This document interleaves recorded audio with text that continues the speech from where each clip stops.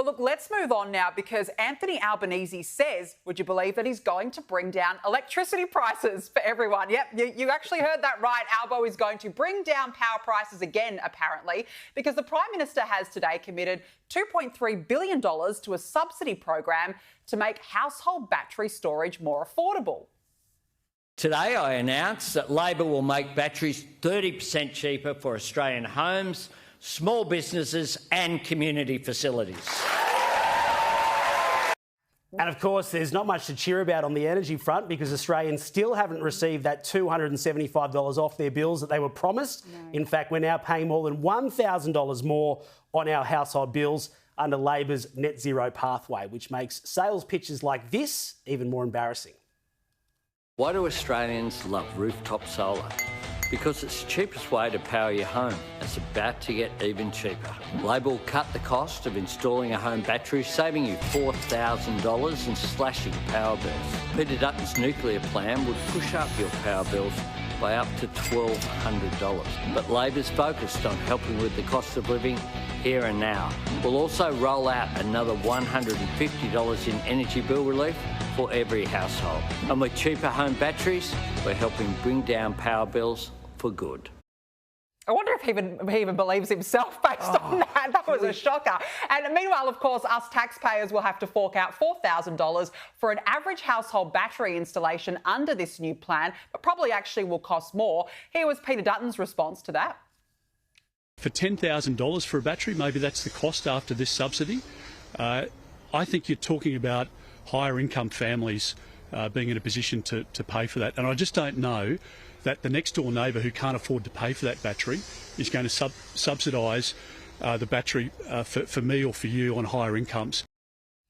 Yeah, everything with net zero has a B for billion, and this is another example of that. And look, it's a great example of how people that have enough money want to be able to say to their friends and their family members, oh, we're off the grid, we've got a battery in our backyard that's doing the damage. Look, it's honestly, this has been the greatest political disaster, and Labor still cannot admit the fact that they promised people a reduction and bills have gone the other way. It was a silly promise and it was never going to happen. No, it was never going to happen. So now they're doing all these acrobatics and tricks, clearly like they are now. Here's this, here's a subsidy there to try and make up for it. But you'll still need about $8,000. I mean, Labor said you need about $4,000. You still need about $8,000, according to costings, on top of your existing solar system for this battery. So we're in a scenario where you've got Labor wanting us to fork out batteries as well as solar panels on our roofs, but now also our own taxpayer dollars for other people's subsidies. So please, can someone explain how this is actually going to be cost of living relief? And who pays the bill? Yeah, exactly. Who is paying the bill? Does the home builder pay the bill? Does the person with a mortgage pay the bill? Who is paying the bill on top? Everything costs money. And if you're a renter,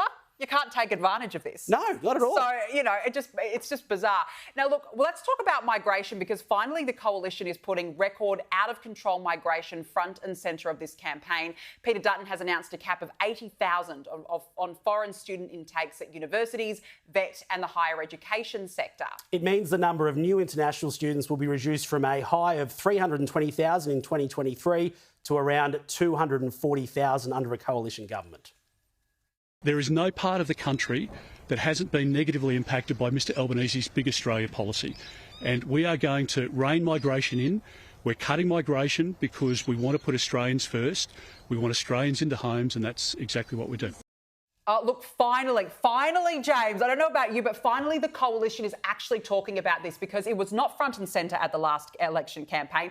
And it should be front and centre at this campaign because it is a significant issue. More than 1.1 million migrants have come into this country since Labor took office.